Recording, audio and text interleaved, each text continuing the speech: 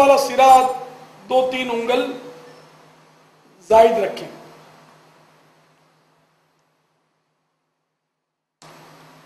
अब बाईं तरफ से दाईं तरफ ले आइए और थोड़ा सा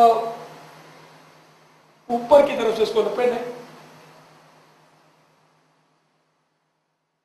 अब दाईं से बाईं तरफ ले आइए और इसको हस्बे जरूरत लौट लीजिए, इसको फोल्ड करना भी कहते हैं।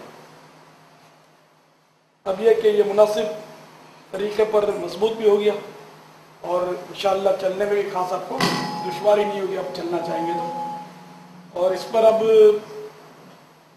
पेटी कसने की भी हाजत ना रही। अलबत्ता एहराम रोकने की नीयत ना हो, क्योंकि एहराम रोकने की नीयत से, तयम्मुम को रोकने की नीयत से पेटी कसना या रस्सी बांधना, बेल्ट लगाना, ये सब मकरूह है। अगर चीजें रखने के लिए बेल्ट बांधें तो हरज नहीं है और ज़िम्नन तयबंद भी आपका इसमें कस जाएगा। बेल्ट भी तरह तरह के आते हैं, लेकिन मेरा तजुर्बा ये है कि ये बेल्ट मैंने सबसे ज़्यादा मुवाफिक पाया है। बहुत मजबूत है और जेब भी इसका बहुत बड़ा है।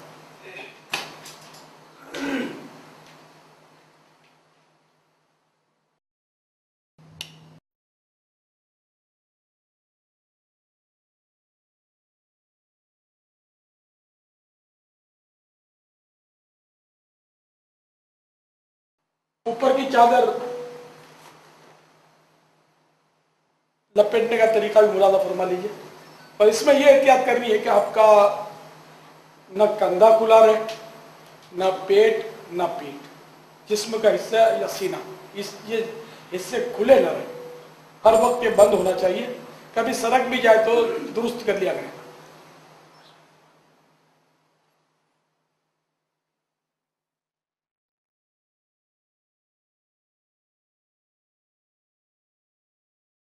दाईं तरफ का हिस्सा चादर का ज्यादा रखना मुनासिब है, क्योंकि आपको जब इस्तिबा करना होगा तो दाईं तरफ की चादर जो है बगल, सीधे बगल के नीचे से निकालनी होगी।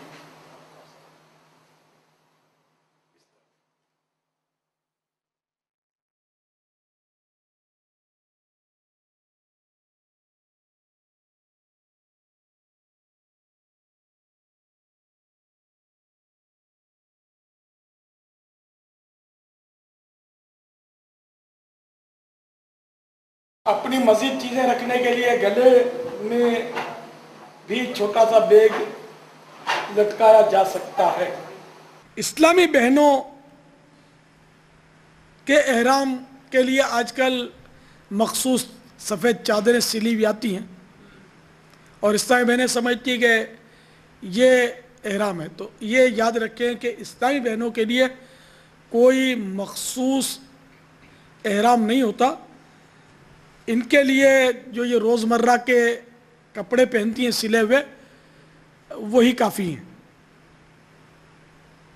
दस्ताने और मोज़े भी पहन सकती हैं, बुर्का भी ओढ़ सकती हैं, सर भी ढांप सकती हैं, बल्कि ढांपना होगा सर। तो ये इनका ऐसा है कि ये चेहरा जो है इस पर कपड़ा नहीं ओढ़ सकती, चादर या निकाब चेहरे पर इस तरह नहीं डाल सकती कि चेहरे पर वो मस हो, टच हो।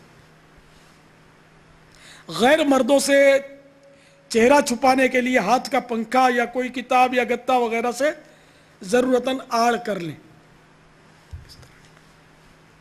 तो आड़ कर लें। अगर ये कागज है या गत्ता है, चेहरे पर लग भी गया तो कोई मुज़ायका नहीं है।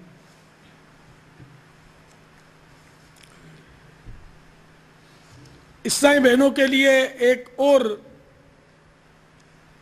एहराम में सहूलत के लिए कि चेहरा गैर मर्दों से छुपा रहे, यह सूरत भी हो सकती है कि वो छज्जे वाली टोपी आती है, छज्जे वाली केप, आजकल नौजवान बहुत पहनकर घूमते हैं। इस तरह की केप या सिर्फ वो डोरी में रबड़ में छज्जा भी होता है। इसकी सूरत यह है कि बुर्के के सर की तरफ का जो हिस्सा है उसमें ये टोपी छज्जे वाली सिलाई कर लें। ٹانکے لگا لیں, کچھ سی لیں اس کو. اب جب برقع پہنے تو یہ ٹوپی بھی اس کے ساتھ سر پہ آ جائے گی اور چھجا بھی آ جائے گا. چھجے کے اوپر اگر نقاب ڈالیں گی تو اب یہ چہرے سے دور رہے گا, اور اس طرح ان کا پردہ اور مضبوط ہو جائے گا. تو چاہے ٹوپی سلائی کر لیں یا ویسے ہی وہ چھجا جو ہے وہ ربڑ کے ساتھ ہوتا ہے, وہ کسی طرح بھی سی لیں, تب بھی ترکیب بن سکتی ہے. البتہ یہ احتیاط ہر وقت ان کو کرنی پڑے گی کہ ہوا سے اڑ کر یہ نقاب جو چہرے پر نہ آئے. اسی طرح ایسا نہ ہو کہ پسینہ پوچھنے کے لیے چہرے پر اس کو پھیر لیا نقاب کو. چہرے پر کپڑا ڈالنا حرام ہے, یہ احتیاط کریں. چہرے سے کپڑا ان کا مس نہیں ہونا چاہیے.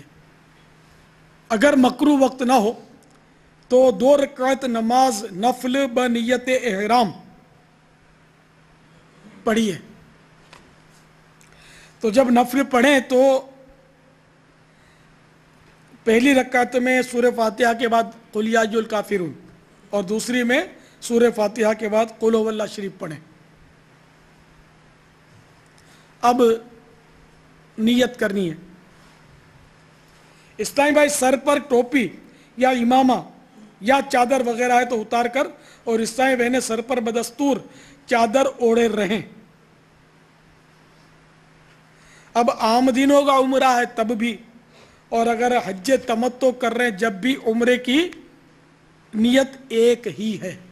اور یہ ہمیشہ کے لیے یاد رکھیں کہ نیت دل کے ارادے کو کہتے ہیں. دل میں ارادہ نہیں اور رٹے رٹا الفاظ بول دیے تو یہ نیت نہیں ہے. اور عربی میں نیت تو اسی صورت میں مفید ہوگی جبکہ عربی کے معنی سمجھتا ہے, ورنہ تو یہ نیت ہی نہیں ہے. رٹے رٹا الفاظ کہہ دیے اور دل میں بھی نیت نہیں ہے, تب تو نیت ہی نہیں ہوگی. تو میں عربی نیت بھی بیان کرتا ہوں, ساتھ میں اردو ترجمہ بھی بولوں گا. تو نیت اس طرح کیجئے, اللہم انی ارید العمرہ فیسرہا لی وتقبلہا منی وأعنی علیہا وبارک لی فیہا نویت العمرۃ واحرمت بہا للہ تعالی. اے اللہ, میں عمرے کا ارادہ کرتا ہوں, میرے لیے اسے آسان اور اسے میری طرف سے قبول فرما, اور اس کے ادا کرنے میں میری مدد فرما, اور اس کو میرے لیے بابرکت کر. میں نے عمرے کی نیت کی اور اللہ عز و جل کے لیے اس کا احرام باندھا. اس کے بعد لبیک پڑھنا شرط ہے. جب تک لبیک نہیں کہیں گے یا اس کا قائم مقام کوئی نہیں کریں گے اس وقت تک نیت کامل نہیں ہوگی, نیت نہیں ہوگی. یہ ذہن میں رکھیں, نیت بھی شرط ہے اور لبیک بھی شرط ہے.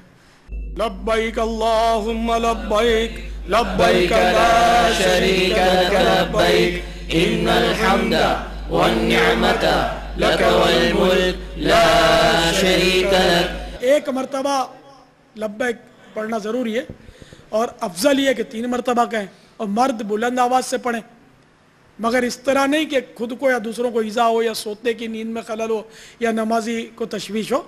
مناسب موقع پر بلند آواز سے لبیک پڑھنی ہے. اسلامی بہنیں صرف اتنی آواز سے پڑھیں گی کہ اپنے کانوں سے سنیں. ایک بار ضروری ہے, 3 بار مستحب ہے. لبیک اللہم لبیک لبیک لا شریک لک لبیک ان الحمد والنعمت لک والملک لا شریک لک لبیک اللہم لبیک لبیک لا شریک لک لبیک ان الحمد والنعمت لک والملک لا شریک لک. لبیک اللہم لبیک لبیک لا شریک لک لبیک ان الحمد والنعمت لک والملک لا شریک لک. میں لبیک کی صدائیں ظفر تا عرش گونجتی ہے, فضا میں لبیک کی صدائیں ظفر فرشتہ